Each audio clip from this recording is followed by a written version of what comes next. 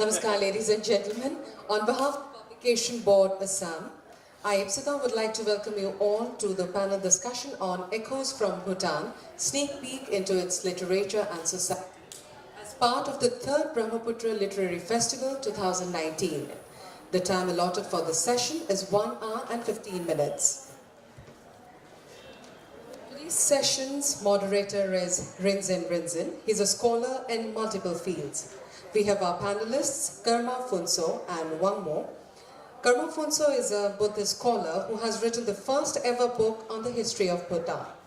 Wang Mo is an author who specializes in literature dealing with children. Now, I would request our moderator, Rinzin Rinzin, to start today's session on Echoes from Bhutan, Sneak Peek into its Literature and Society.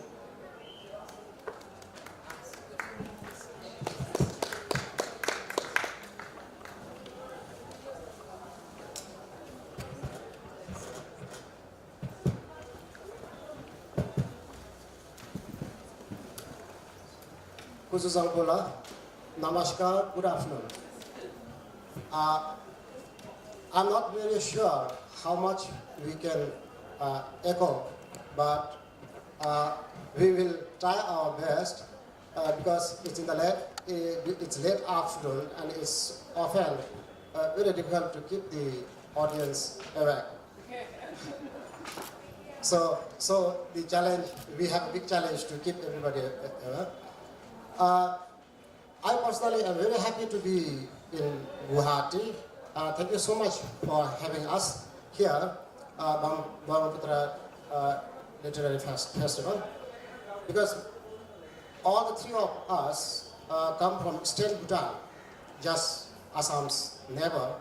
And then when I was a kid, I used to receive small toys brought all the way from Guwahati, and then from Samrit Jongha, which is just about 2 hours drive from here, from there on horseback and man's back to my village, which used to take over a week. So I have very fond memories of enjoying toys from Guwahati, and now I'm very happy to be here. Maybe I'll try to remember one of those toys and buy some and take for my children. Thank you, hostess, for introducing us. Makes my work much easier. First, we'll try to touch briefly on Bhutanese literature, because Bhutan is such a small country with a population of just about 735,000 people, with developments, the modern developments, which had started only around 1963. So we have entered in modern terms, modernization only about 50 years ago. So first, I would like to request Dr. Karma Phunso, who is an authority on Bhutan history today.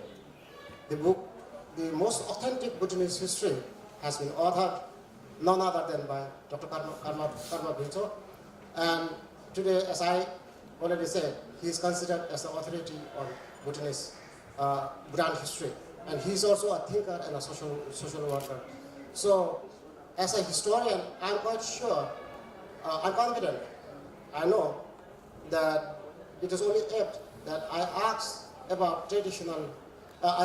request Dr. Karma Phunso to throw some light on traditional Bhutanese literature, what it means, how long we have had, the history, a brief history of traditional Bhutanese literature, how it all started, the origin, and then later we will also talk about some of the challenges.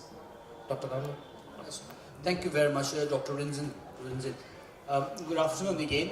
Just like Dr. Rinzin, this is my first time to come to Guwahati. In fact, it's my first time to step on the soil of Assam, although Assam has been a neighbor for us since immemorable time. My ancestors, in fact, have come not quite perhaps to Guwahati, but to the foothills, so not far from here. They used to be traders. And in those days, if you came down to Assam, you'd bring bags of musk, or you'd bring yak tail, or some Bhutanese daggers. We don't have any of those today. So we'll try to sort of make up for that with some words, giving some accounts of the literary culture of Bhutan. And I actually want to, as a historian also, share a little bit about our relationship with Assam that we have had throughout the ages. Some Indian scholars, historians working on Bhutan, have even dated Bhutan-Assam relationship to as early as the 5th century.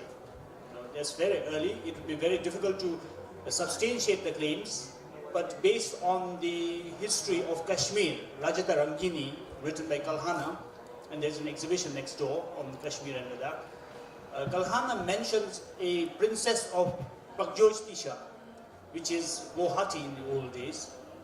A princess of Pragjyotisha going to Ladakh, to Kashmir. Her name was Amrita Prabha, and she was going there as a bride for Mega Bahana, king of Kashmir. And there's a mention of how she accompanied, or how she was accompanied rather, by a teacher with the name Thoten. So the Indian historian Chakravarti's claim is that this Thoten in the 5th century must be a Bhutanese Lama who was a court tutor to the princess, and that she must have taken him all the way from here, from Guwahati to Kashmir, when she had to go there. So we have this early claim, but it would be very difficult to substantiate this because other scholars have made counterclaims saying this Thoten must be a person associated with Leh and Ladakh, not necessarily Bhutan. But what we know for sure is since the beginning of the unification of the values of Bhutan, especially in the 13th century, the leader in Bhutan received gifts from the Kamtapur ruler here. So they were Assamese Ahom kings sending gifts to Bhutan. And when Bhutan was fully unified to the territory, into the nation state that we all know of today by a figure called Shabdung Namgyal, he received many gifts from the Indian kings of Kamtapur as well as Kuch Bihar. So we know that the relationship goes back at least as far as the 13th century and got strengthened in the 17th century. When the British took over Assam in about 1826, Bhutan had a very interesting relationship with the Ahoms, which then continued with the British. And what we had with the Ahoms and later with the British were 7 territories just north of here called the Dwars, the Assam Dwars. 7 territories, 5 which were leased out to Bhutan, and Bhutan would always pay tributes. And those tributes included bringing like 57 ponies in a year. And these ponies often came from Tibet. And then 37 bags of gold, or 37 dollars of gold, 37 bags of musk, and then 37 daggers and so forth. But there were 2 doors which was occupied by the Assamese from 15 July until 15 November, and then occupied by the Bhutanese for the rest of the year. These days, when we have the severe cold in Bhutan, we often wish this is still the case, where we can come down to the plains in the winter and spend time here.